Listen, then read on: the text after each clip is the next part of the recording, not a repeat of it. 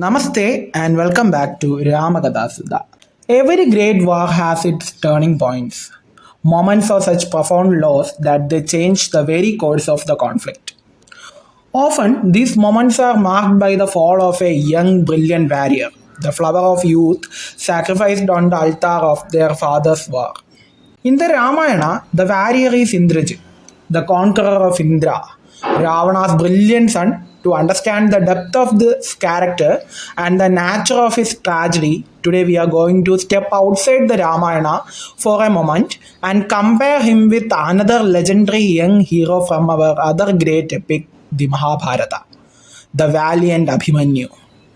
By placing them side by side, we can see not only their shared tragedy but also the very different moral fabrics of the worlds they inhabited.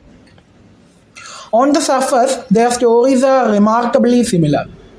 Both were prodigies, the most skilled warriors of their generation, possessing knowledge of celestial weapons far beyond their years. Both were fiercely loyal sons, fighting with unparalleled courage to protect their father's honor and cause. Both were master of their craft. Abhimanyu was a peerless archer and Indrajit was a master of sorcery and illusion. And most tragically, both were trapped and killed in situations designed to exploit a single weakness. Abhimanyu knew how to enter the deadly Chakravyuha, but not how to exit. Indrajit's invincibility depended on completing his secret yajna, and his enemy's entire strategy was to interrupt it before he could become unbeatable. Their deaths were the most devastating psychological blows to their respective sides. But here is where their paths diverge, and this difference reveals everything about the moral landscape of their epics. Abhimanyu died fighting for Dharma. He entered the Chakravyuha to save his king and his family's honor, fully aware of the risk.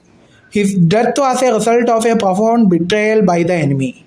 Multiple great warriors of Kaurava side broke the established rules of combat to attack a single weaponless young boy. His death is a stain on the honor of his enemies. It is a profound and heart-wrenching injustice. Indrajit, on the other hand, died fighting for Adharma. He was defending his father's sin. His immense power was used to protect a kingdom built on abduction and arrogance. His defeat was not a betrayal by his enemies, but a strategic masterstroke necessitated by his own ethical power source.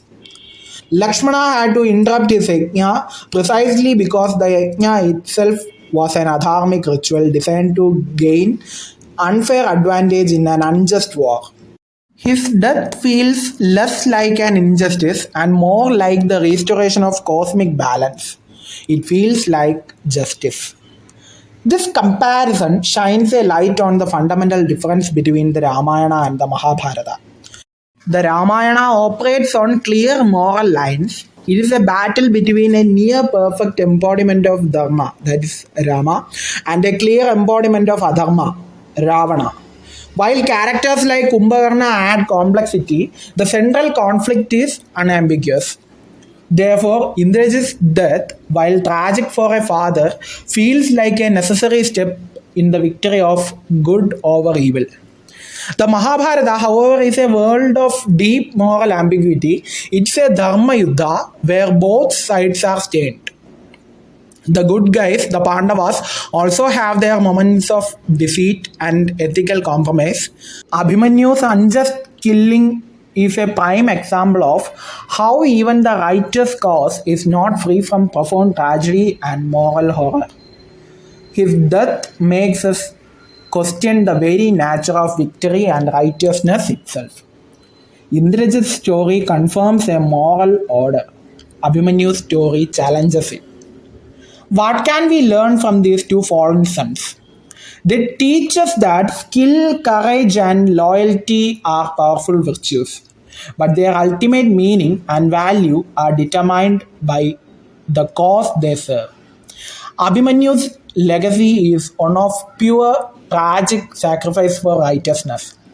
Indrajit's legacy is a cautionary tale of brilliant potential wasted in the service of a sinful cause. They both died for their fathers, but one father was fighting for his kingdom's right, and the other was fighting for his own wrongdoing. And that has made all the difference. Two brilliant lives, two epic wars, two very different tragedies. Together, they give us a complete picture of the burdens and choices faced by the sons of great men. Thank you for joining me for this comparative journey. If this comparison has deepened your understanding of the epic world, please like, share, and subscribe to Ramakathasudha. Jai Shri Ram, Loka Samasta Sukino Bhavantu.